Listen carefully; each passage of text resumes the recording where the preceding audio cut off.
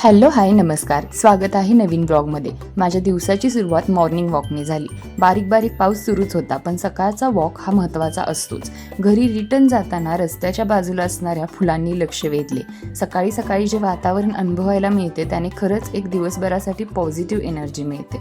त्यानंतर घरी आले आणि आवरून चहा घेतला आणि तेवढ्यात अनु उठली. मग तिच्यासोबत थोडा वेळ घालवला.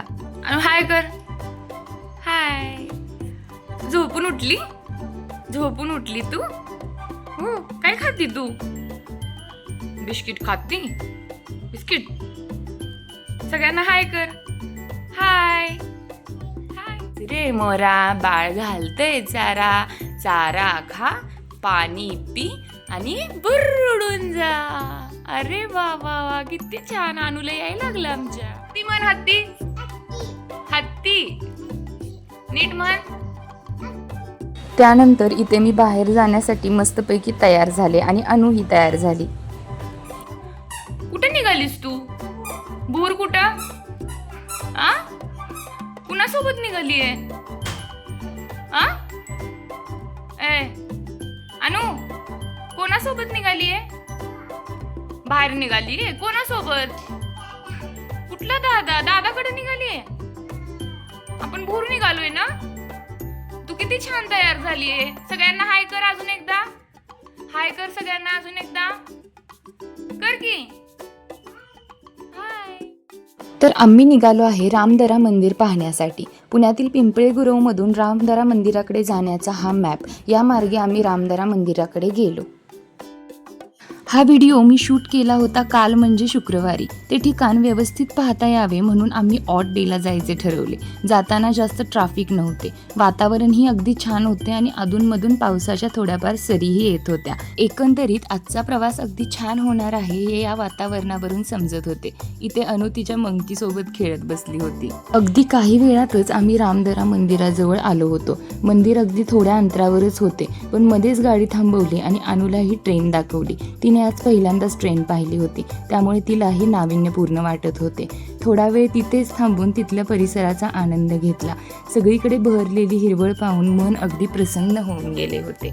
त्यानंतर जवळपास 5 मिनिटात मंदिराजवळ पोहोचलो व इथे गाडी पार्क करून आत जायला निघालो. बाहेरच्या बाजूला 2-3 अशी खाद्यपदार्थाची दुकाने होती. पार्किंगसाठी इथे 50 रुपये द्यावे लागतात. आत जाताना पहिल्यांदा ही भव्य अशी कमान लागते आणि मग बाहेरूनच हे सुंदर मंदिर दृष्टीस पडते.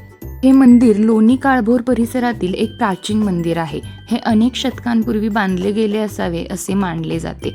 याच्या सभोवताली असणाऱ्या सरोवरामुळे हे अजूनच जास्त आकर्षक दिसते. मंदिराकडे जाताना सुरुवातीला हा हत्ती पाहायला मिळतो.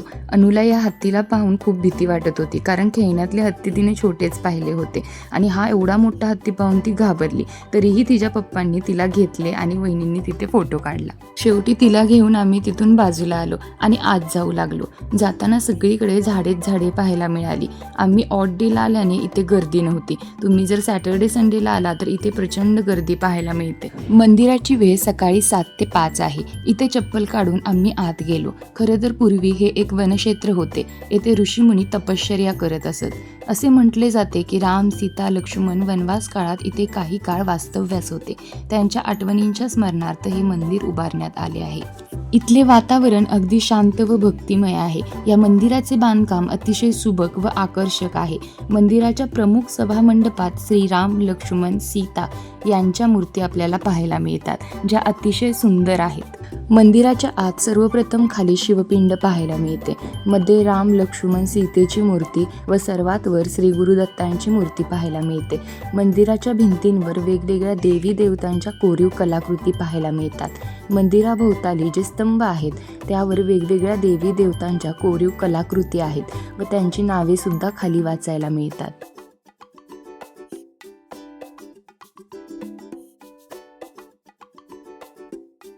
बाहेरच्या बाजूला हे जे मंदिर आहे येथे विष्णूंच्या दशावतारातील प्रत्येक रूपातील मूर्ती आहेत. बाहेर जाताना हे मांजर येते होते, त्याच्याकडे अनुला घेऊन निघालो तोपर्यंत ते पळूनच गेले.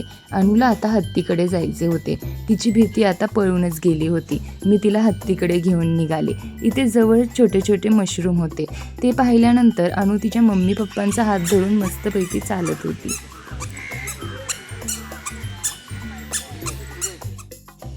त्यानंतर इथे अनुचे आणि तिच्या मम्मीचे थोडेफार फोटो काढले. थोडीफार भूक लागल्याने येताना आणलेले चिप्स व केक खाल्ला. त्यानंतर जाताना इथे आजींकडून सीताफळे विकत घेतली आणि जायला निघालो. आता लागली होती भूक. लोणी काळभोरमधून बाहेर पडल्यानंतर सोलापूर हायवेला 2 किलोमीटर अंतरावर डाव्या बाजूला असलेल्या S4G हॉटेलमध्ये आम्ही गेलो. हॉटेलमध्ये आत जाताना अशी सुंदर फुलांची सजावट पाहायला मिळाली.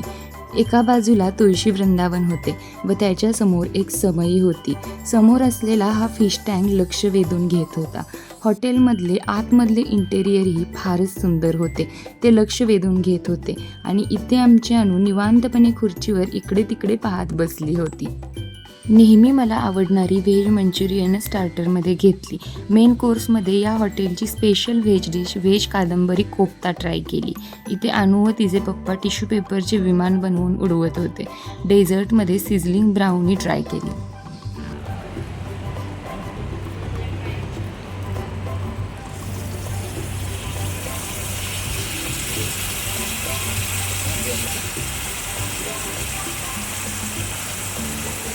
या हॉटेलमध्ये बाहेरच्या बाजूला लहान मुलांसाठी प्ले सेक्शन सुद्धा होता, जिथे आम्ही अनुला घेऊन गेलो. अनु इथे खूपच जास्त रमली होती. रामदरा मंदिराला भेट देण्यासाठी गेल्यावर तुम्हीही हे हॉटेलमधील जेवण नक्की ट्राय करून पाहू शकता. या हॉटेलमधील एकंदरीत जेवण व बाकीच्या सगळ्याच गोष्टी जास्त छान होत्या, त्यामुळे तुम्ही हे हॉटेल नक्की ट्राय करून पाहू शकता. जाताना आम्हाला जास्तच ट्रॅफिक लागले. आज काढलेले काही फोटो तुमच्यासोबत मी शेअर करत आहे. आमचा पूर्ण दिवस खूप सुंदर अनुभवांनी भरलेला होता. असेच वेगवेगळे ब्लॉग पाहण्यासाठी चॅनेलला लाईक आणि सबस्क्राईब करायला अजिबात विसरू नका. धन्यवाद.